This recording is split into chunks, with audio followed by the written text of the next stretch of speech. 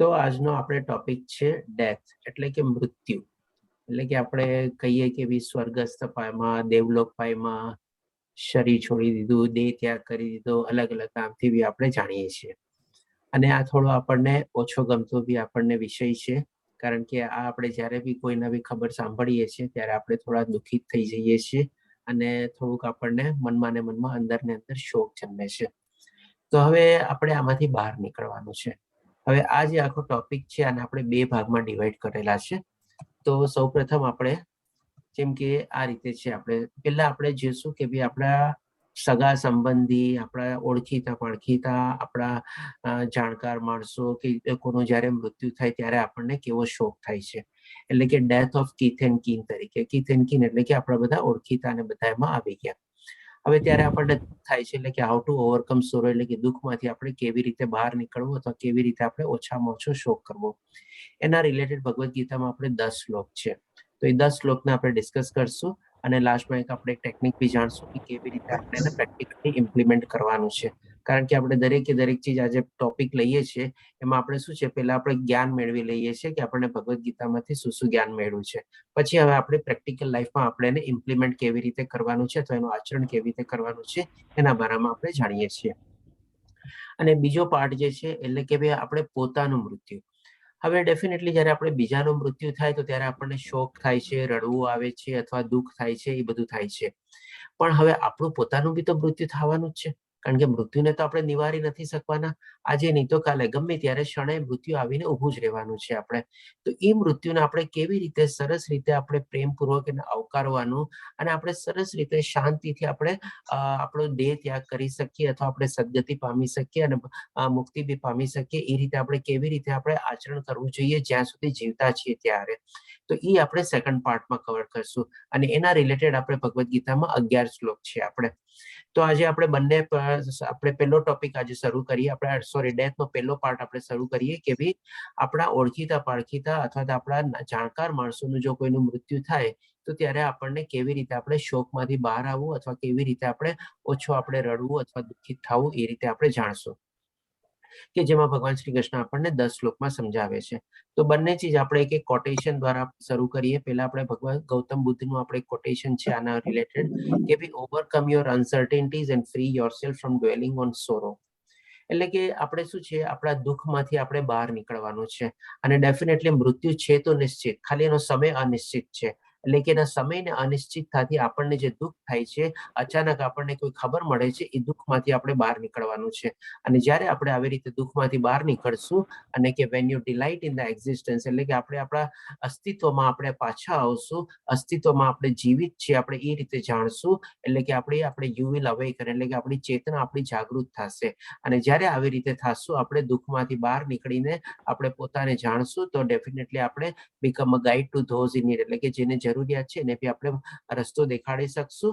અને કે આપણે રિવીલિંગ પાર્ટ ટુ મેની, એટલે ઘણા માટે આપણે એવો રસ્તો આપણે કંડારી શકશું કે આ રસ્તો જે છે જેના ઉપર આપણે ચાલીએ તો આપણને મૃત્યુ વખતે બી આપણે સરસ રીતે આપણે એને સરસ સ્વીકારી શકીએ, એને એક્સેપ્ટ કરી શકીએ. એટલી આપણામાં શક્તિ આવી જાય, એટલો આપણામાં પાવર આવી જાય અને આપણે ઓછા દુઃખમાં અને આપણે વ્યથિત થઈએ. કારણ કે એને આપણે સ્વીકારવાનું તો છે જ. આપણે બધા જાણીએ છીએ કે મૃત્યુ અનિવાર્ય છે. તો આની સાથે આપણે શરૂ કરીએ. સૌપ્રથમ પહેલા આપણે જોઈએ કે ભગવાન શ્રી કૃષ્ણ આપણને 11મા શ્લોકમાં બીજા અધ્યાયમાં જેમાં કહે છે, શ્રી ભગવાન ઉવાચ અશોચ્યાન અન્વશોચ્યત્વમ પ્રજ્ઞાવાદાન ચ ભાષા છે ગત અસુન અગત અસુન ચ ના અનુશોચિંત પંડિતા. થેન્ક્સ ટુ દીપ્તિ માતાજી, એમના કારણે જ હું બધા શ્લોકા પઠન શીખી શક્યો છું અને યાદ બી કરી શક્યો છું. ઓકે દીપ્તિ માતાજી, કઈ ભૂલ હોય તો જણાવજો મને. હરે કૃષ્ણ પ્રભુજી, તમે બહુ મહેનત કરો છો.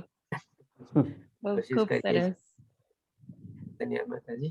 તો આ પ્રમાણે 11મા શ્લોકમાં બીજા અધ્યાયમાં ભગવાન શ્રી કૃષ્ણ સૌથી પહેલા કહે છે, પૂર્ણ પુરુષોત્તમ પરમેશ્વર બોલ્યા, તું વિદ્વતા ભરી વાતો કરે છે, પરંતુ જેનો શોક કરવા જેવો નથી તેના માટે તું શોક કરી રહ્યો છે.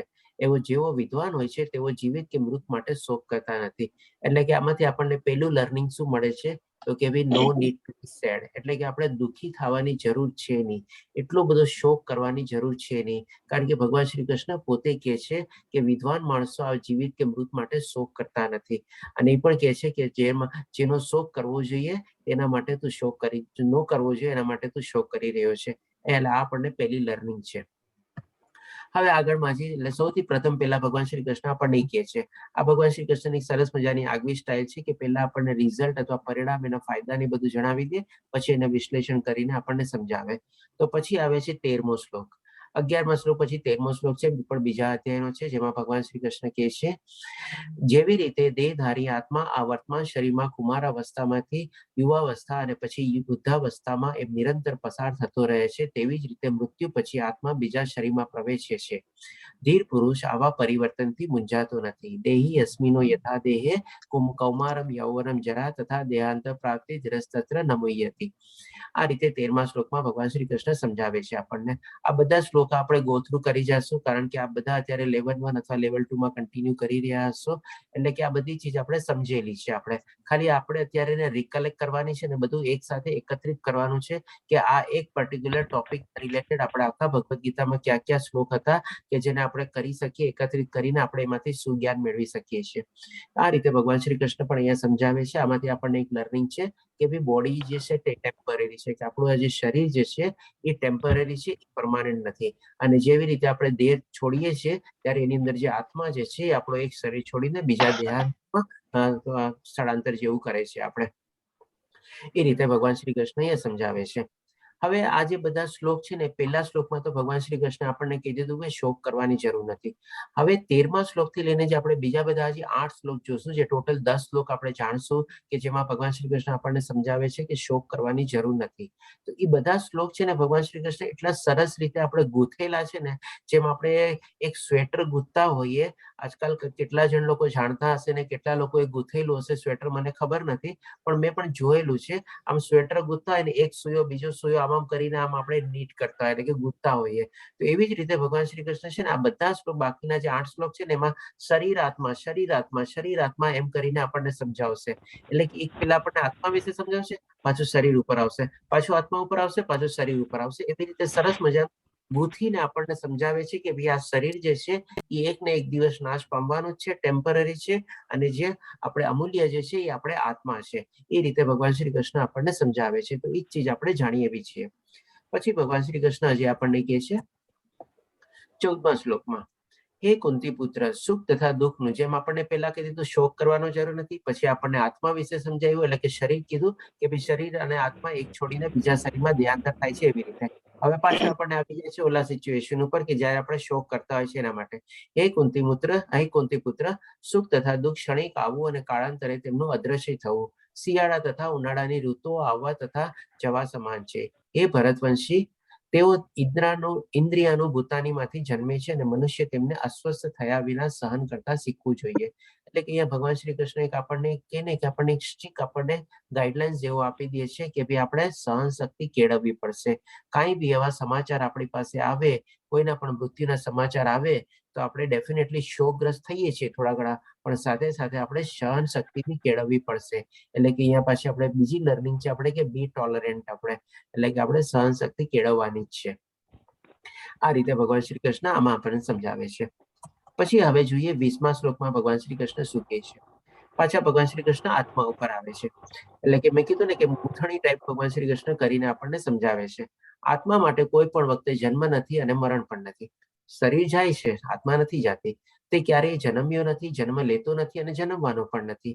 તે અજન્મ, સનાતન, ચિરસ્થાયી તથા પુરાતન છે. જ્યારે શરીર હણાઈ જાય છે ત્યારે પણ તે હણાતો નથી. કેવું સરસ રીતે ગૂંથણી કરીને ભગવાન શ્રી કૃષ્ણ આપણને સમજાવે છે શરીર આત્મા એવી રીતે.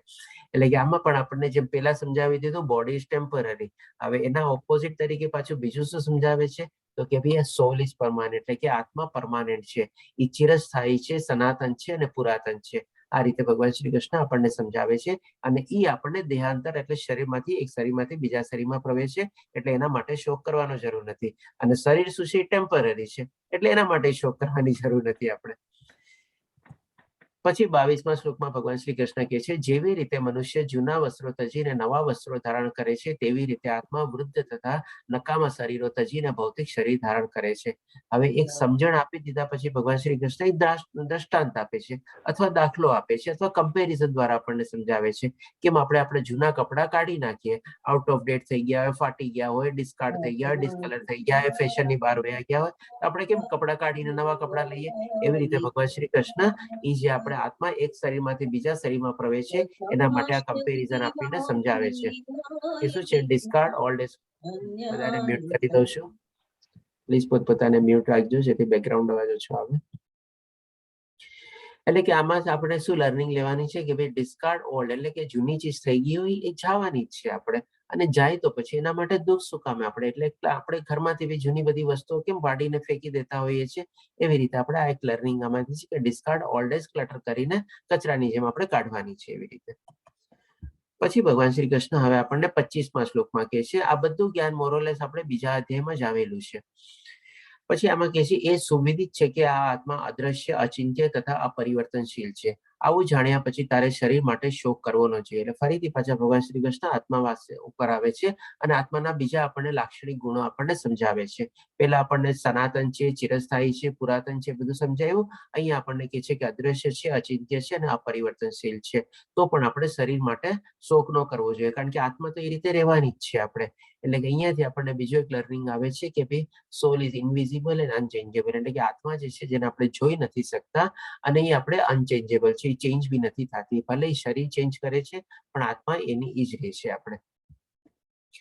પછી હવે ભગવાન શ્રી કૃષ્ણ 26મા શ્લોકમાં જે કહે છે આપણને, હે મહાબાહુ, જો તું એમ વિચારતો હોય કે આત્મા અથવા જીવના લક્ષણો સદા જન્મે છે અને હંમેશા માટે મૃત્યુ પામે છે, તો પણ તારે શોક કરવાની જરૂર નથી. આપણે જેમ એક રમકડું હોય, નાનો બાળક રમતો હોય રમકડાથી, રમકડું તૂટી ગયું, બીજું રમકડું આવી જશે.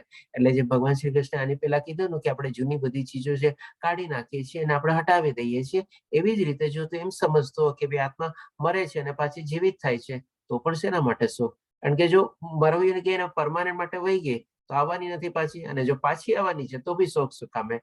એટલે આમાં પણ ભગવાન શ્રી કૃષ્ણ આપણને એક લર્નિંગ આપે છે કે આપણે નાની નાની આવી જે ચીજ વસ્તુઓ જે છે, આપણે શરીર જે દેહ ત્યાગ કરવો એ બહુ નાની ચીજ થઈ ગઈ, એની સામે આત્મા કેટલી મોટી છે આપણે. એટલે એની સામે જો કમ્પેરિઝન કરીએ તો આપણને લાગે કે શરીર તો કાંઈ નથી આપણે. એટલે કે આપણે એના માટે બી આપણે દુઃખ ન કરવું જોઈએ આવી બધી નાની નાની ચીજો વસ્તુઓ માટે. એ તો આપણે સમય પ્રમાણે જવાનું ને આવવાનું છે જ. પછી 27મા શ્લોકમાં ભગવાન શ્રી કૃષ્ણ આપણને કહે છે, જેણે જન્મ લીધો છે તેનું મરણ નિશ્ચિત છે અને મરણ પછી તેનો પુનઃજન્મ પણ નિશ્ચિત છે. માટે જે નિવારી ન શકાય એવા તારા કર્તવ્ય કર્મ અંગે તું શોક કરે તે યોગ્ય નથી.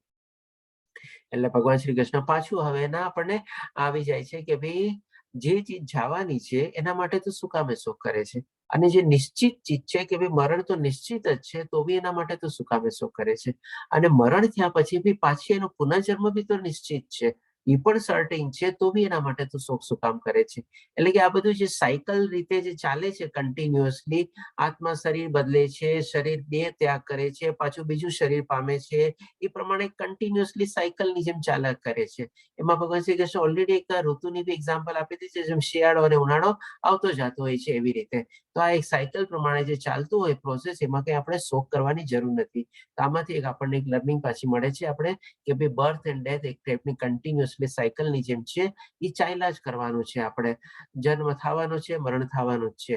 આપણે કન્ટિન્યુઅસલી આ ભૌતિક દુનિયામાં બધા લાખો કરોડો સેકન્ડમાં આપણે મૃત્યુ બી પામે છે ને લાખો કરોડો જન્મ બી પામે છે. એટલે એ કન્ટિન્યુઅસલી સાયકલ તો ચાલે જ કરવાની છે આપણે એનાથી વધારે શોક કરવાનું જરૂર છે નહીં.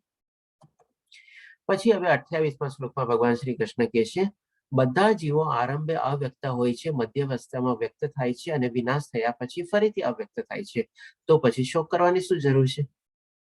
હવે આ ચીજમાં પણ કેટલું સરસ છે. આજે જેમ કે માની લો કોઈ શરીર પહેલા આ જે દેખાય છે શરીર, હવે જન્મ પહેલા શરીર આપણને દેખાતું હતું તો કે નહોતું દેખાતું, એટલે કે અવ્યક્ત હતું આપણને. અત્યારે શરીર છે જ્યાં સુધી એની અંદર આત્મા છે, ચેતના છે, આપણને દેખાય છે. હવે જેવી અંદરથી આત્મા નીકળી જશે એ શરીર ઢગલો થઈને પડી જશે, એટલે કે પાછું એ શરીર અવ્યક્ત થઈ જશે. અને કે પાછું બીજા શરીરમાં આપણે આત્મા પ્રવેશી જશે અને પાછું એ વ્યક્ત થઈ જશે.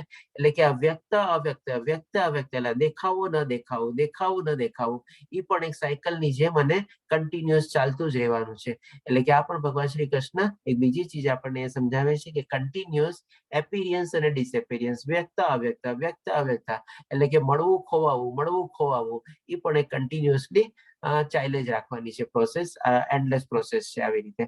તો આ ભગવાન શ્રી કૃષ્ણ 28મા શ્લોકમાં ક્લિયર કરે છે અને એમાં પણ કહે છે તો પછી તારે શોક કરવાની શું જરૂર છે.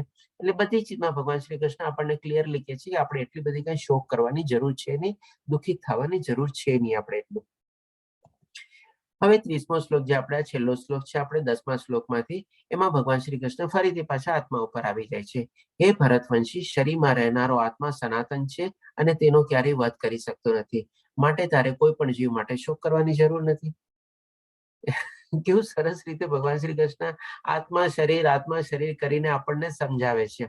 એટલે કે ભાઈ ભગવાન શ્રી કૃષ્ણ કહે છે કે આત્મા જે છે એ સનાતન જે છે, પરમાનન્ટ છે અને એ કોઈને આપણે એને વધવી આપણે થઈ શકતો નથી. તો પછી તારે શરીર જે જાય છે, શરીર માટે શોક શું કામે, એ તો ટેમ્પરરી છે જ. તો એમાં પણ આપણને લર્નિંગ મળે છે કે ભાઈ સોલ ઇઝ ઇન્ડિસ્ટ્રક્ટિબલ, એટલે કે સોલને આપણે આત્માનો કોઈ વધ કરી શકતો નથી. આ ભગવાન શ્રી કૃષ્ણ એના માટે કહે છે કે કારણ કે યુદ્ધ બિંદુમાં હતો, અર્જુનને લાગતું હતું કે ભાઈ હું બાણ છોડીશ તો સામેવાળા આત્મા મરી જશે, તો પછી આત્મા બી કદાચ મરી જાય, આત્મા બી ખતમ થઈ જાય. તો આ રીતે ભગવાન શ્રી કૃષ્ણ કહે છે કે ભાઈ આત્માનો કોઈ નાશ કરી શકતો નથી, એટલે કે ભાઈ આત્માને બી કોઈ તારું બાણ એને છેદીને અથવા ભેદીને જઈ શકશે નહીં. પછી ભગવાન શ્રી કૃષ્ણ ઓર આગળ બધું સમજાવે છે નૈનમ છિન્દ્રાણી સસે વાળા શ્લોકથી પ્રમાણે. તો આ રીતે ભગવાન શ્રી કૃષ્ણ એ આપણને કહે છે તો પણ તારે કોઈ જીવ માટે શોક કરવાની જરૂર નથી. હવે અહીંયા આપણે 10 શ્લોક આપણે સમજી ગયા અને 10 શ્લોકમાંથી આપણને અલગ અલગ લર્નિંગ આપણને મળી. હવે જો આપ ચાહો તો એકવાર આપણે ફરીથી એકવાર સ્લાઇડ ગો થ્રુ કરી લઈએ અથવા સમરાઇઝ કરી શકીએ છીએ આપણે. એકવાર ચાલો એ જોઈ બી લઈએ કે આપણે એક ફરીથી કે આપણને ક્યાં ક્યાં 11મા શ્લોકમાં કીધું આપણે કે ભાઈ શોક કરવાની કોઈ જરૂર નથી. સૌપ્રથમ 13મા શ્લોકમાં આપણને કીધું કે ભાઈ આ શરીર ટેમ્પરરી છે, આપણે એ નાશવંત છે આપણે. પછી આપણને 14મા શ્લોકમાં ભગવાને કીધું કે આપણે થોડી ઘણી આપણે સહન શક્તિ કેળવવી જ પડશે આપણે, એના સિવાય કોઈ ચારો છે નહીં. આપણે એવું નથી કે આપણે દુઃખમાં તણાઈ જવાનું છે, આપણે સહન શક્તિ કેળવાની છે, એનો સામનો કરવાનો છે. અને પછી આપણને કહે છે કે ભાઈ આત્મા હંમેશા પરમાનન્ટ છે, ચિરસ્થાયી છે અને સનાતન છે અને પુરાતન છે. પછી આપણને કહે છે કે ભાઈ જૂની વસ્તુઓ જે છે એ આપણે જેમ આપણે કપડાં બદલીએ એ રીતે આપણે કાઢી નાખવાની છે. તો શરીર બી જૂનું થાય તો આત્મા એ રીતે એને કાઢી નાખે છે. પછી આપણે જોઈએ છીએ કે ભાઈ આત્મા જે છે જેને આપણે જોઈ શકતા નથી પણ એ અનચેન્જેબલ છે અને આપણે પરિવર્તન બી એનો થતો નથી, ભલે એ શરીર પરિવર્તન એનું થાય છે. પછી આપણને ભગવાન શ્રી કૃષ્ણ કહે છે કે આ બધું જે મરણ જીવન થવું એ બધું જે છે ને નાની નાની ચીજો છે. દેહ ત્યાગ કરવો, દેહ છોડવો, આ બધું આપણે નાની નાની આપણે કહી શકીએ. એના માટે એટલું મોટું કોઈ દુઃખ કરવાની આપણને જરૂર છે નહીં. નો સોરો ફોર પેટી થિંગ્સ એવી રીતે. પછી આપણને 27 શ્લોકમાં કહે છે કે ભાઈ બર્થ અને ડેથ છે એ પણ એક જાતની કન્ટિન્યુઅસલી સાયકલ છે.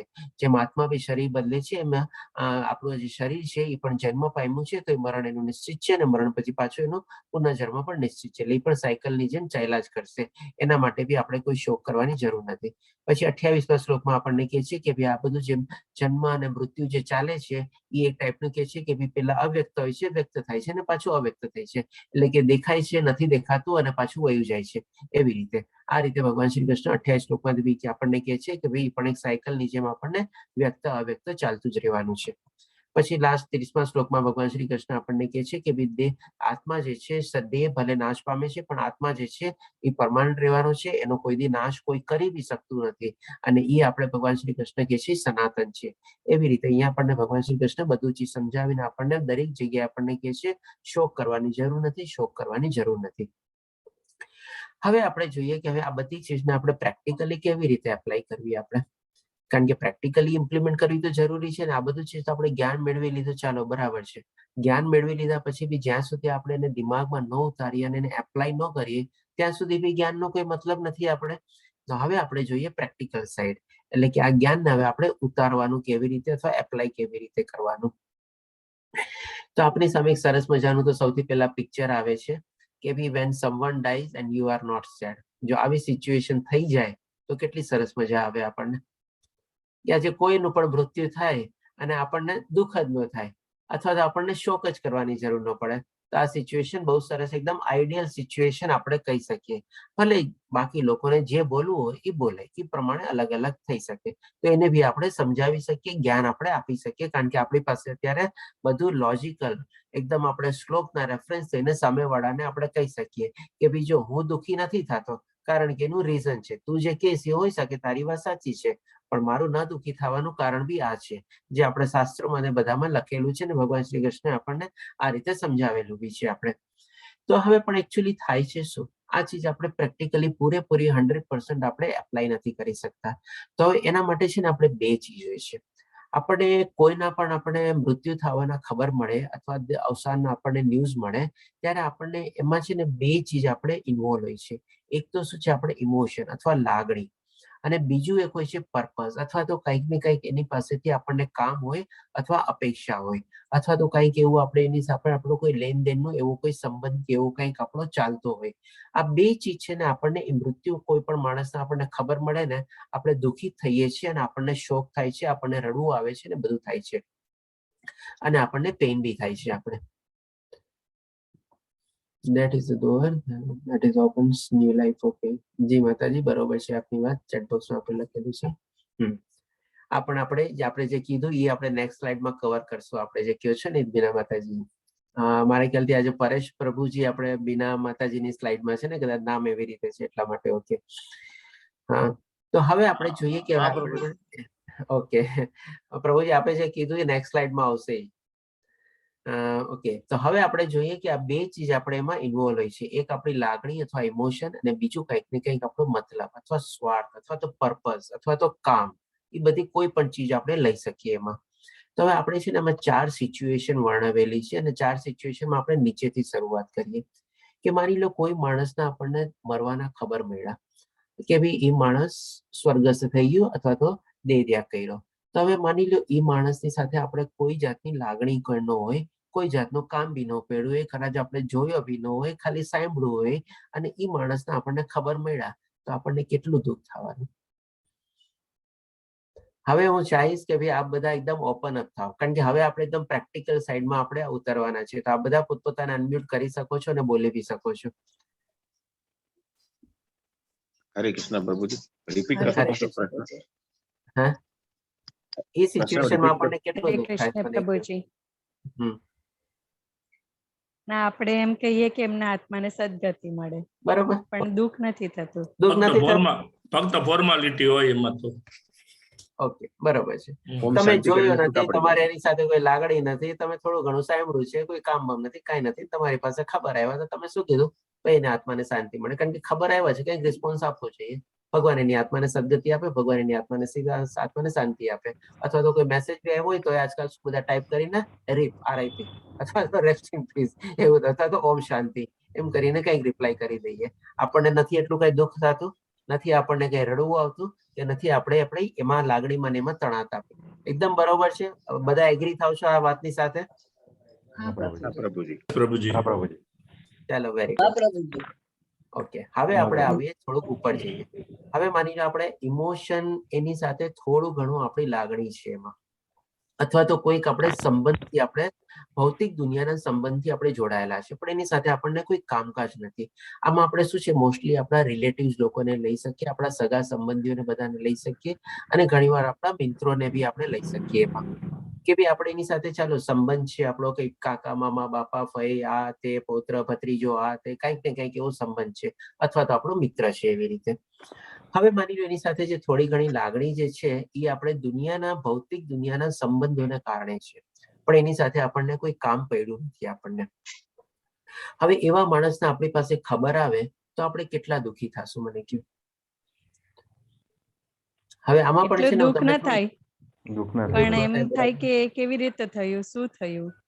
બરાબર. એટલે થોડા ઘણા એવા કોઈ ક્યુરિયોસિટી વાળા આપણને પ્રશ્ન પૂછે, અરે થોડા વખત પહેલા તો એને મળ્યો હતો, હા થોડા વખત પહેલા તો એનો કઈક કોલ આવ્યો હતો, ઓકે ગુજરી ગયો, કેવી રીતે થયું, શું થયું, કઈક પૂછીએ આપણે, બરાબર.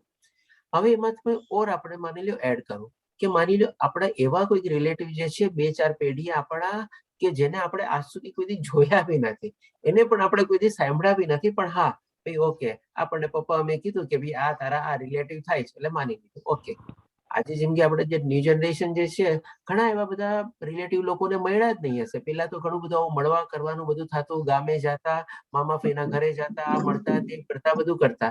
આજકાલ તો બધું હવે વર્ચ્યુઅલ વર્લ્ડ ને બધું આવી ગયું છે તો મળતા નથી. તો હવે એ કેટેગરીમાં બી છે ને એમાં આપણે જોઈ શકીએ કે ત્રીજી અને ચોથી કેટેગરીમાં બહુ ઓછી પાતળી રેખા રહી જાય છે. એવા માટે ઓકે, ઓ મેં તો કોઈ દિને જોયા નથી, ઠીક છે, ચાલો ઓકે, ભગવાનની આત્માને શાંતિ આપે એમ કહીને આપણે છોડી દઈએ છીએ. આપણે વધારે આપણે એમાં ડીપલી ઇન્વોલ્વ નથી થતા. એમ આઈ રાઈટ? બોલો. હા હા હા પ્રભુજી. પ્રભુજી. હા પ્રભુજી. પ્રભુજી. ઓકે, યસ પ્રભુજી. હવે આપણે ઓકે ચાલો એ આપણે થઈ ગયું કે ભાઈ આપણને લાગણી હતી પણ કોઈ કામ પામ નથી આપણે. ચાલો ઠીક છે, સમાચાર મળ્યા, કઈ દુઃખ એવું થાય નહીં, થોડું ઘણું આપણે પૂછી લીધું કેવી રીતે થયું ને એવી રીતે. હવે માની લો આપણે સેકન્ડ કેટેગરીમાં આવીએ કે સેકન્ડ કેટેગરીમાં આપણે છે ને એની સાથે કોઈ લાગણી નથી આપણને, પણ એની સાથે કોઈક ને કોઈક આપણી લેનદેન છે, કોઈ કામ છે, અથવા તો કોઈક આપણો સ્વાર્થ છે. આપણે તો એવી ચીજમાં આપણે શું છે, જેમ કે દાખલા તરીકે આપણે લઈ શકીએ આપણા કોઈ કસ્ટમર હોય ધંધામાં, કોઈ ક્લાયન્ટ હોય, આપણા સ્ટાફ હોય, અથવા આપણા ઓફિસના કલીગ હોય, કે એ રીતે બધા આપણે આ બધા ચીજ એમાં આવી ગયા કે જેમાં આપણે કોઈ ભૌતિક દુનિયાનો કોઈ સંબંધ નથી આપણે જોડાયેલો કે ભાઈ મામા, કાકા, બાપા, ભાઈ, ભત્રીજો, આ તેવા કોઈ સંબંધ નથી. આપણે કહી શકીએ કે ફ્રેન્ડ, કલીગ કે કાંઈ બી એને નામ આપી દો, XYZ વોટ એવર ઇઝ, પણ એની સાથે આપણો કોઈ આદાન પ્રદાનનો આપણો સંબંધ જોડાયેલો છે. હવે એનું જયારે આપણને મૃત્યુના ખબર મળે ત્યારે આપણને કયો આપણે કેટલા દુઃખી થઈએ છીએ આપણે.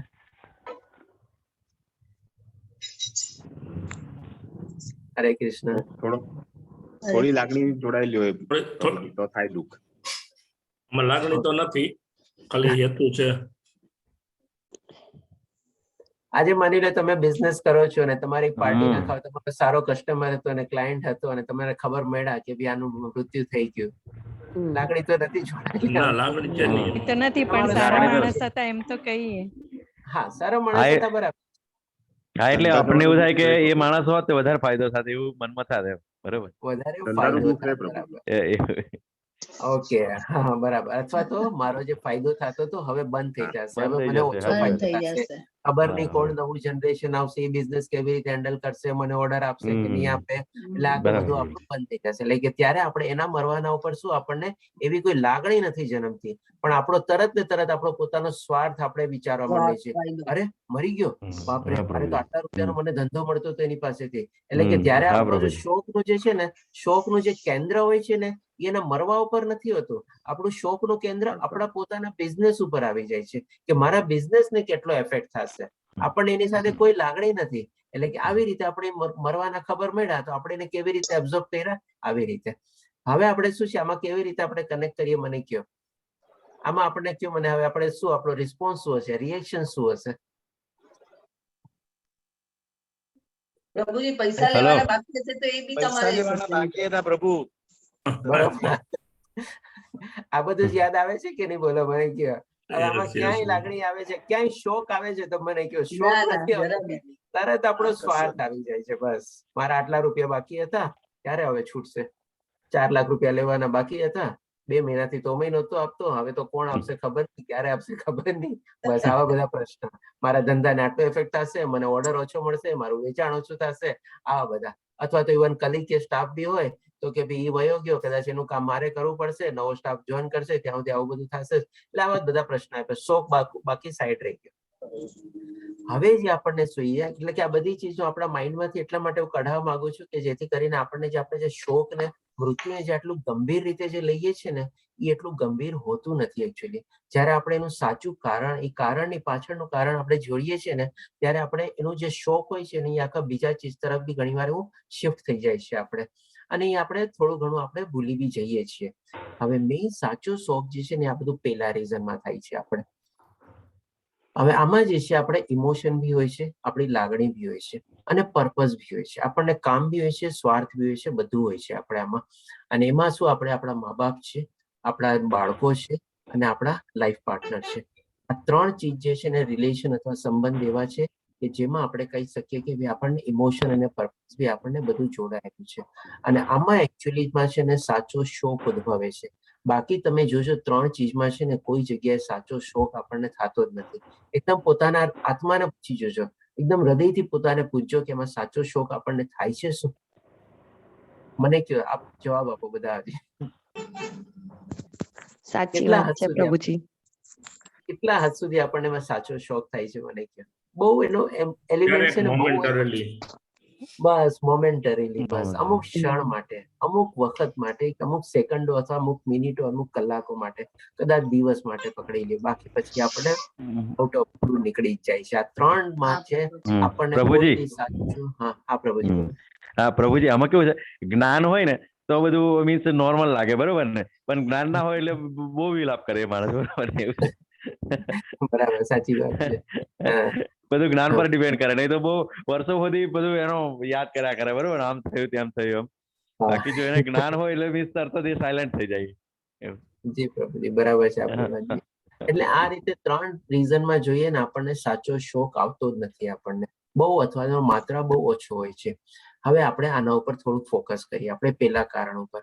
હવે પેલું કારણ બી છે ને, આમાં બી હું તમને સમજાવીશ, આપણે જેને સ્પ્લિટ કરતા જશું ને, તેમાં બી છે ને આપણો આ સાચો શોખનો માત્રા જે છે ને, આસ્તે આસ્તે ઓછો થતો જશે. જેમ કે આપણે માની લો પેરેન્ટ્સ, આપણે આપણા મા બાપનું લઈએ. આપણે જ્યારે આપણા બાળક હોઈએ ત્યારે આપણે મા બાપની સાથે આપણે ઇમોશનનું સારું એવું આપણે માત્રામાં જોડાયેલું હોય, અને આપણને આપણા મા બાપની સાથે કામ બી હોય, કારણ કે આપણી સાર સંભાળને લેતા હોય, આપણી જરૂરિયાતો પૂરી પાડતા હોય.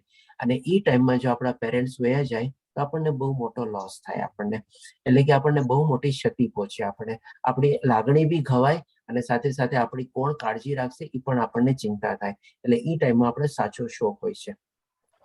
હવે એવી જ રીતે આપણા બાળકો ઉપર આવીએ. હવે આપણા બાળકો ઉપર શું છે કે જ્યારે આપણે મા બાપ હોઈએ ત્યારે આપણા બાળકો સાથે આપણી લાગણીની બધી સચવાયેલી હોય છે, અને એમાં બી આપણને થોડો ઘણો પર્પઝ બી હોય છે કે આપણને શું સ્વાર્થ હોય છે કે ભાઈ બાળકો મોટા થઈને મારી બુઢાપાની કાળજી રાખશે અથવા મારો ખ્યાલ રાખશે, એવો એક ટાઈપનો આંતરિક છે ને છુપો સ્વાર્થ હોય જ છે થોડો ઘણો. આપણે ગમે તેટલો ટ્રાય કરીએ પૂરેપૂરો હટી શકતો નથી આપણે. એટલે કે એ ટાઈપનો પણ જ્યારે આપણા છોકરાઓ લોકોનું જ્યારે યંગ એજમાં ડેથ થઈ જાય ને, ત્યારે પણ આપણને બહુ સાચો શોખ લાગે છે આપણને, કે ભી આટલી પેલા લાગણી એટલી બધી દુભાય, અરે આટલો યંગ એજમાં વયો કે મારો દીકરો, હું બેઠો છું ને મારો છોકરો વયો કે, એવી રીતે બધું દુભાય. અને પ્લસ આપણને એવું કે હવે તો બુઢાપામાં એકલો જ થઈ ગયો, હવે તો મારે એકલું જ રહેવું પડશે, એ પછી પાછળની ઓર ચિંતા હોય છે. અને પ્લસ એક હોય છે કે સ્પાઉસ, એટલે કે આપણું લાઈફ પાર્ટનર. એટલે કે લાઈફ પાર્ટનર જ્યારે આપણું વહી જાય તો એની સાથે બી આપણું ઇમોશન હોય છે અને આપણું પર્પઝ બી હોય છે, બંને ચીજ હોય છે. આજે હસબન્ડ બી એની વાઈફની કાળજી રાખતો હોય અને વાઈફ બી એની હસબન્ડની કાળજી રાખતી હોય. આમાં આપણને સૌથી વધારે દુઃખ થાય છે, અને એમાં સાચું આપણે શોક કરવાનું કારણ બી છુપાયેલું છે એમાં, અથવા કારણ બી છે એમાં. હવે એ કારણને બી આપણે સ્પ્લિટ કરીએ. આપણે માની લો આપણે પેરેન્ટ્સ તરીકે, એટલે કે ભાઈ આપણે અત્યારે માની લો બાળક છે ને, આપણા પેરેન્ટ્સ તરીકે એવા થઈ ગયા. તો હવે માની લો જ્યારે જેમ છોકરાઓ મોટા થાય અને પોતે સેલ્ફ ડિપેન્ડન્ટ થઈ જાય, તો પછી એમાંથી શું છે, પર્પઝ હટવા માંડે છે. પછી એને મા બાપની છે ને પોતાના સ્વાર્થ ખાતર, પોતાની દેખભાળ ખાતર એટલી જરૂર રહેતી નથી. ખાલી એક લાગણીનો સંબંધ હોય છે, અને લાગણીના સંબંધના કારણે એને જ્યારે એવા ખબર મળે છે કે મારા પેરેન્ટ્સ મરી ગયા, અને એવા શોક થાય છે, લાગણીના સંબંધી શોક થાય છે. પણ હવે એમાં છે ને પર્પઝ હટી ગયો છે, એટલે કે એ જે શોખ છે ને ત્યાં અડધો થઈ જાય છે.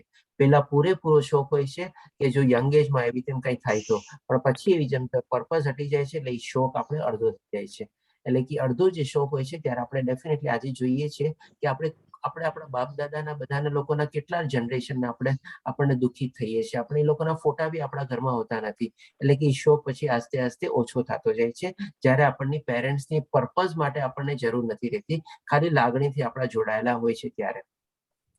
એવી જ રીતે હવે આપણા બાળકો ઉપર આપણે આવીએ કે જ્યારે માની લો આજે પેરેન્ટ્સ તરીકે પોતે ડિપેન્ડન્ટ નથી, હવે એની પોતાની પાસે એવું બધું થોડું ઘણું ભેગું થઈ ગયું છે. હવે એને લાગે છે કે મારા બાળકો બધા વયા જાય, અલગ બી થઈ જાય, તો મને એની સાથે પર્પઝ કોઈ રીતે નથી. પણ એમના કોઈ એવા ખબર મળે ત્યારે પણ એમાં શું છે, ઇમોશન જોડાયેલા હોય છે. એટલે કે ત્યારે પણ જે સાચો જે શોખ હોય છે એ અડધો થઈ જાય છે. આપણે 50% શોખ આવી જાય, કારણ કે હવે એને પર્પઝ નથી, પોતે સેલ્ફ ડિપેન્ડન્ટ છે. અને એ રીતે કે છે ભાઈ ઠીક છે, હવે બુઢાપામાં તો અમે એકલું જ રહેવાનું છે, અને આજકાલ જે બધો ટાઈમ ચાલ્યો છે બધા લોકો એકલા પોતાનો ઇન્ડિપેન્ડન્ટ રહે છે. એટલે કે હવે ખાલી લાગણી જેવું હતી એ પ્રમાણે હોય છે. પણ આ એક રિલેશન એવું છે ને, સ્પાઉસનું રિલેશન, કે જેમાં છે ને આપણે કહી શકીએ કે ભાઈ આપણને ઇમોશન અને પર્પઝ એ આપણે જ્યાં સુધી મરીએ ને ત્યાં સુધી આપણા જોડાયેલા હોય છે. એટલે કે એક જ રિલેશન જો આપણે કહી શકીએ, કાઉન્ટિંગ કરી શકીએ કે જેમાં ઇમોશન અને પર્પઝ 100% આપણા મૃત્યુ સમય સુધી આપણા જોડાયેલા રહીએ છીએ આપણે, અને એમાં આપણને છે ને સાચો શોખ હોય છે. બાકી બધામાં છે ને એ આપણો હાફ હાફ એ પ્રમાણે ડિવાઈડ થઈ જાય છે આપણે. હવે આ ચીજ મને કહો, આ ચીજ સમજાણી કે નહીં પહેલા, અને મારી સાથે બધા એગ્રી થાવ છે કે નહીં આપણે, કારણ કે આમાં ડિસએગ્રીમેન્ટ નો સવાલ બી ઘણો બધો હોઈ શકે આપણે, અને એ સારું બી છે. હવે બધા મને આપણો મંતવ્ય જણાવો. હા પ્રભુજી બરાબર. હા, પ્રભુજી. એગ્રી પ્રભુજી. સાચી વાત Okay. છે ચાલો, તો હવે આપણે જોઈએ કે લાઈફમાં આપણે ખાલી એક જ એવું પાત્ર જે છે, લાઈફ પાર્ટનર જે આપણું છે, જેના મૃત્યુ માટે આપણને સાચો શોખ હોય છે અને 100% શોખ હોય છે અને પૂરેપૂરો શોખ હોય છે. એ શોખ આપણે ક્યાંય ડિવાઈડ થયેલો નથી હોતો.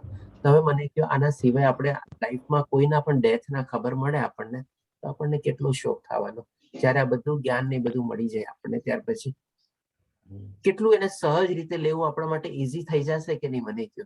લાઈફ પાર્ટનર હજી થોડું ઘણું ડિફિકલ્ટ રહેશે.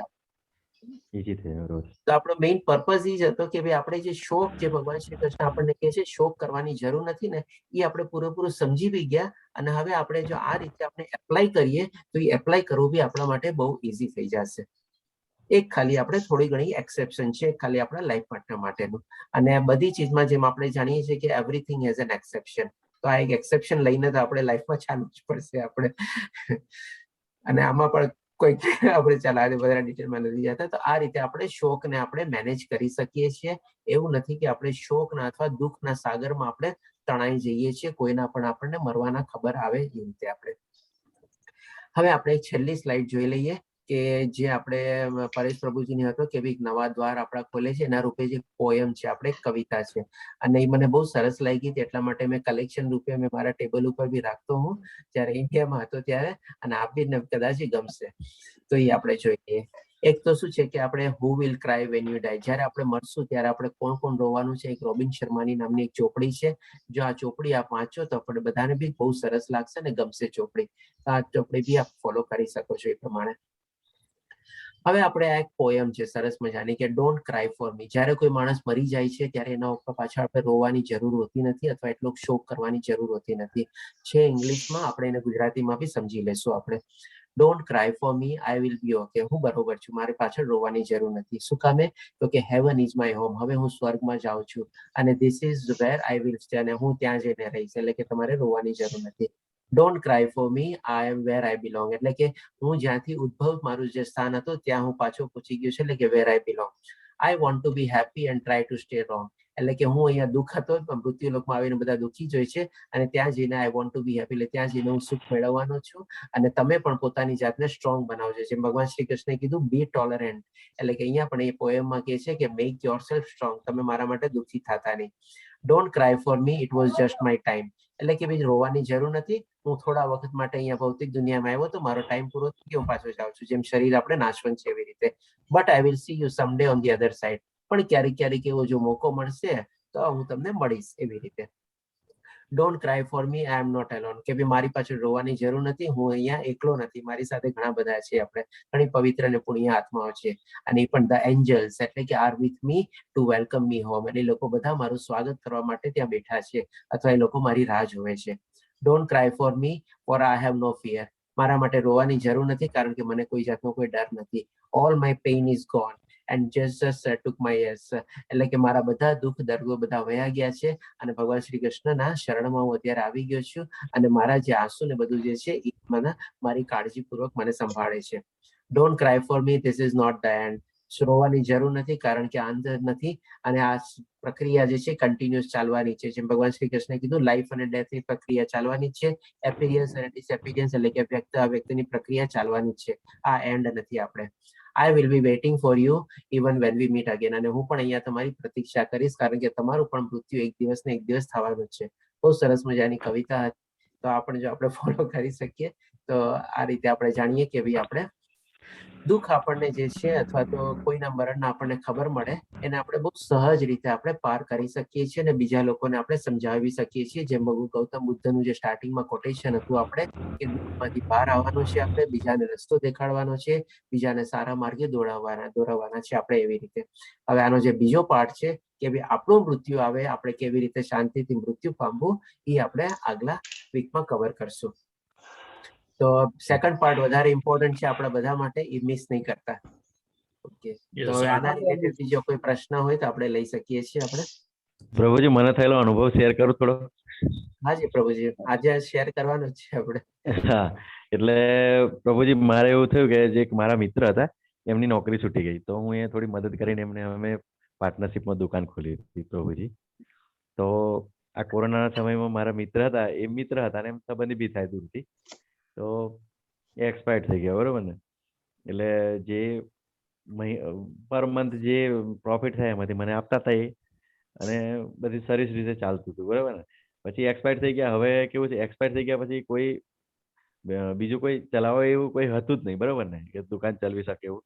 તો હું ભગવાનના ભરોસે હતો, મેં કીધું જે થવાનું ભાઈ, હવે પરિસ્થિતિ આવી છે તો મેં કઈ ચિંતા કરવા જેવી નહીં, બરોબર ને, જે કઈ એનું સોલ્યુશન કરે. પછી એની જોડે બીજો એક છોકરો બેસતો હતો ત્યાં આગળ, એની સાથે કોઈ દિવસ બેસતો હતો. તો હું એ છોકરાને ક્યારેય ઓળખતો નહોતો કે કયા ગામનો છે, ક્યાં રહે છે, કઈ નહીં, બરોબર ને. પણ મને એમ થયું કે આ છોકરો એની જોડે રહેતો તો ભાઈ એને સોંપી દેવું જોઈએ, બરોબર ને. એટલે હું એને બોલાવીને પછી એવું કીધું કે મેં કીધું આ દુકાનની ચાવી છે બધું ભાઈ તને સોંપી દેવામાં આવશે, બરોબર. અને તારો મિત્ર હતો, બરોબર ને, અને હવે તું મારો બી મિત્ર છે, બરોબર ને. તો જેવી રીતે ભગવાનનો ભરોસો રાખીને ચલાવજે તો તારું ઘર બી ચાલશે, અને જે પ્રોફિટ આવે છે એ આપણે જે આપણો ભાઈબંધ મિત્ર એક્સપાયર થઈ ગયા છે એના હાફ પ્રોફિટ એમાં ડિસાઈડ કરેલું, એટલે જે પ્રોફિટ આવશે તારો જે ખર્ચો છે એ તારે લઈ લેવાનો, બરોબર ને. એટલે એને 6-7 હજાર રૂપિયા, એટલે નોર્મલી એનો એ પેલા એને કંઈક 150 રૂપિયા જેવો આપતો. તો પછી હું એમ કીધું વાંધો નહીં, તું 200 રૂપિયા લેજે, તારા પેટ્રોલના પૈસા બી લેજે, અને તારે જેટલે તને સ્પેસમાં લે એ પ્રમાણે તારે દુકાન ખોલવાની. હું અહીંયા ભગવાન ભરોસે બધું છોડી દીધું. અને પછી એવું થયું પ્રભુજી કે એના 15 દિવસ પછી એને દુકાન ખોલી અને વ્યવસ્થિત રીતે એને અત્યારે હાલ બી ચાલવે જ છે એવું. એટલે અમારે કશું કેવું નહીં પડતું. અને જેવો 15-16 તારીખ થાય એટલે કેવું છે બધું પ્રોફિટ આપી જાય, કોઈની જોડે મોકલાઈ દે, હું લેવા જતો નથી, બરોબર ને. અને પેલા જે પરિવાર છે મારો મિત્ર જે એક્સપાયર થઈ ગયા છે એમને જે હાફ પ્રોફિટ બધા ત્યાં આગળ પહોંચતા જ કરીએ છે, એટલે એ પરિવાર બી ખુશ છે. અને ઉપરથી પેલા છોકરાને બી એને બી ધંધો મળી ગયો છે, એટલે એ બી ખુશ થઈને એને કામ કરે છે, એવું છે પ્રભુજી. એટલે અમુક વસ્તુ કેવું છે ભગવાન ભરોસે છોડી દેવું પડે તો બધું ચાલ્યા જ કરે, એ તો આપણા નસીબમાં એવું મળ્યા કરે. ખૂબ સરસ હરે કૃષ્ણ પ્રભુજી. શેરિંગ કરવા બદલ. બીજા કોઈનું બી કઈ શેરિંગ હોય તો આપણે કરી શકીએ છીએ, આપણે ડિસ્કસ. અને ક્લિયર થયું કે નહીં પ્રમાણે કયો મને, કારણ કે મેં પ્રયત્ન કર્યો આ ટોપિક થોડો બહુ સારું આજે હતું. ધન્યવાદ. 4 પાર્ટ પાડીને સરસ સમજાવ્યું પ્રભુજી. બહુ સરસ, બહુ સરસ. ચાલો, કોઈ પ્રશ્ન હોય તો લઈ શકીએ છીએ, નહીં તો પછી આપણે સેકન્ડ પાર્ટ આપણે કવર કરશું નેક્સ્ટ વીક. સેકન્ડ પાર્ટ બહુ ઇમ્પોર્ટન્ટ છે, આપણા બધા માટે બહુ જરૂરી છે, તો મિસ નહીં કરતા પ્લીઝ. કાલનું રેકોર્ડિંગ મોકલજો પ્રભુજી. હા પરેશ પ્રભુજી, આપણે આવતીકાલે તો છો ને તમે, કે આવતીકાલે બી નથી? હા, હું તો છું. ને બસ તો એ એટેન્ડ કરી લેજો, પછી બંનેનું રેકોર્ડિંગ એક સાથે હું અપલોડ કરી દઈશ. ઓકે પ્રભુજી, ઓકે. હરે કૃષ્ણ પ્રભુજી. આજે તો છું જો હરે કૃષ્ણ. સુરત જ પહોંચી ગયો છું. પ્રભુજી, હરે તમે જે કૃષ્ણ કીધું પ્રભુજી. આપણા લાઈફ પાર્ટનરનું જે છે એનું ડેથ થઈ જાય, પણ હવે પછી એમાંથી બહાર નીકળવા શું? હું તો નીકળી ગઈ છું જો કે, પણ મારી ઘણી બધી ફ્રેન્ડો એવી છે કે એટલી બધી એ થઈ જાય છે, તો એમાંથી નીકળવા માટે શું કરવાનું? એનાથી નીકળવા માટે તો જે ભગવાન શ્રી કૃષ્ણ બધા જે ઉપાય બતાવ્યા, જે આપણે જ્ઞાન મેળવ્યું 10 શ્લોકમાં, એ જ્ઞાન જ આપણે એપ્લાય કરવાનું છે. કારણ કે આપણે મેઇન શું સમજ્યા કે ભાઈ શોક કરવાની જરૂર નથી, પણ જે સાચો શોક છે આપણે મેઇનલી લાઈફ પાર્ટનર રિલેટેડ આપણે જાણ્યો કે ભાઈ એમાં આપણા ઇમોશન અને પર્પસ બંને આપણે ઇન્ક્લુડ હોય છે. હવે એમાંથી જ આપણે નીકળવા માટે ડેફિનેટલી જે ભગવાન શ્રી કૃષ્ણ આપણને રસ્તો બતાવ્યો એ પ્રમાણે જ આપણે સમજી વિચારી અને એને આચરણ કરવાની કોશિશ કરવાની છે આપણે, તો એમાંથી આપણે નીકળી શકીએ. અને તમારો પોતાનો અનુભવ બી તમારી બેનપણીઓ સાથે તમે શેર કરી શકો છો. જેમ તમે કહો છો કે તમે તો નીકળી ગયા, તો પછી તમારો જ અનુભવ એ લોકો સાથે શેર કરો. કારણ કે આમાં હજી મને એનો અનુભવ નથી તકલીફ પડે એટલો. છે પણ નીકળી ગયા જે અમે પહેલેથી નાનપણથી આ ભગવાનનું ને બધું કરીએ ને એટલે ઘણા એમ જ બહાર નીકળી ગયા. થોડા બહારના એક્ટિવિટીમાં બી કાલે હું રિસોર્ટ ગઈ હતી એટલે ત્યાં બધી જે લેડીઝોને જોયા ને એ લોકોને આ કોરોનાના ટાઈમમાં જ એમના હસબન્ડના ડેથ થઈ ગયા. તો આમ એટલો બધા ઇમોશનલ થઈ જાય, કોઈ જગ્યાએ આવે નહીં એટલે યાદ આવે એ લોકોને બધાને કે મને બહુ યાદ આવે છે કે હું કઈ નહીં એમ કીધું બેન એમાંથી બહાર નીકળવા માટે તો આપણે અહીંયા આવીએ છીએ તો થોડુંક તો પછી તમારે પ્રેક્ટિકલ થઈને જીવવું પડે છે. હા, એકદમ બરોબર છે આપની વાત. અને પ્રેક્ટિકલ એમાં તો તમે તમારો કરવું જ પડે. પોતાનો દ્રષ્ટાંત બી તમે આપી શકો છો કે ભાઈ તમે જે એક્ટિવિટીમાં પ્રવૃત્ત થયા હોય એનું હા દ્રષ્ટાંત એ આપી લોકોને શકો ખબર જ છો. છે, અમે બધા સાથે જ છીએ, અમારું ગ્રુપ છે એમાં. પણ આમ એવું છે એટલે એ લોકોને જલ્દી બહાર નથી નીકળી શકતા અમુક લેડીઝ. અને એ લોકો મને એમ કે છે અરે તું કેવી રીતે નીકળી? મેં કીધું તમે ઘરમાંથી બહાર નીકળો, થોડી એક્ટિવિટી કરો, તમારું વાંચન વધારો, તમે આ બધું યુટ્યુબ છે હવે એ જુઓ. પણ એ એકલા રહેવાનું આવે છે ને, છોકરાઓ બી નથી એને તો એટલે એકલા રહેવાનું આવે છે તો બહુ તકલીફ પડે છે એ લોકોને. આમાં માતાજી તમે જે ઉપાય બતાવ્યો ને એ બધા ઉપાય તો ડેફિનેટલી કામ કરે જ છે, પણ એના કરતા વધારે ઉપાય છે ને આમાં શું થાય છે કે હવે થોડો ઘણો છે ને પર્સનલ કોન્ટેક્ટ તમારે વધારવો પડે. કારણ કે એ લોકો શું સમજે છે કે ભાઈ એ લોકો અત્યારે હોઈ શકે ઉંમર પ્રમાણે વર્ચ્યુઅલ વર્લ્ડમાં અત્યારે એટલા ઇન્વોલ્વ ન હોય, એટલું ફાવતું ન હોય, એટલું આવડતું ન હોય અથવા એટલું જાણતા ન હોય, એટલી બધું ન કરી શકતા હોય. તો એવા કેસમાં શું છે આપણે એને જઈને આપણે પર્સનલી આપણે જઈને થોડું ઘણું કન્વિન્સ કરવું પડે છે. કોઈ નવી પ્રવૃત્તિમાં એને શીખવવા માટે આપણે એને પ્રવૃત્ત કરવા માટે આપણે કરવું પડે છે કે ભાઈ આ ચીજ ચલો નથી આવડતી, ચાલ આપણે સાથે મળીને શીખીએ. એવું જો કંઈક મળી જાય ને સંગાત, પછી એકવાર એક પગલું અથવા બે પગલું ભરાવાની જરૂર હોય છે, પછી ઓટોમેટિકલી એના મેળે વધી જાય છે આગળ. પ્રભુજી બધું બરાબર છે, બધી જ રીતે પણ આવી રીતે અમુક જગ્યા પર જઈએ ને એટલે એટલા બધા ઇમોશન થઈ જાય ને કે બસ મારે એનાથી સહન જ ન થતું હોય. એવું જ સામે મારી એક બીજી ફ્રેન્ડ છે, એના હસબન્ડ એક્સપાયર થઈ ગયા છે, પણ એ એટલી એક્ટિવ છે સિંગિંગમાં, ડાન્સિંગમાં, કોરિયોગ્રાફી કરે તો શી ઇઝ એન્જોયિંગ એમ. એને એવું કઈ બહુ લાગતું નથી કે મારા હસબન્ડ ગયા કે હું ન કરી શકું. એટલે બધું ડિપેન્ડ દાખલા છે આપી તમારા શકો. નેચર ઉપર પણ. હા, એ તો છે જ ડેફિનેટલી. તો અમને બહુ તકલીફ પડી. પછી રાત્રે ઊંઘ ના આવે તો રાત્રે પછી મંત્ર ચલાવીએ. હું પણ એકલી જઉં છું, મારો સન બી કેનેડા છે, પણ અમે એ રીતે પછી એડજસ્ટ થઈ ગયા છે એમ. હવે જાણ્યું કે આપણે એકલા જ રહેવાનું છે, કોઈ છે જ નહીં આપણી આજુબાજુ, તો તમે એ પ્રમાણે થઈ જ જાઓ છો. જે રીતે અર્જુનને સમજાયો આપણે બી સમજવાનું છે બસ. સાચી જ વાત છે પ્રભુ. બધું આ નોલેજ પ્રેક્ટિકલ લાઈફમાં ઉતારવાનું છે. બસ બસ. ચાલો, હરે કૃષ્ણ માતાજી. ધન્યવાદ માતાજી શેરિંગ માટે. ખૂબ ખૂબ આભાર. બહુ સરસ રીતે સમજાવ્યું આપણે. હરે કૃષ્ણ પ્રભુજી. હરે કૃષ્ણ પ્રભુજી, ખૂબ ખૂબ આભાર પ્રભુજી. હરે કૃષ્ણ પ્રભુજી.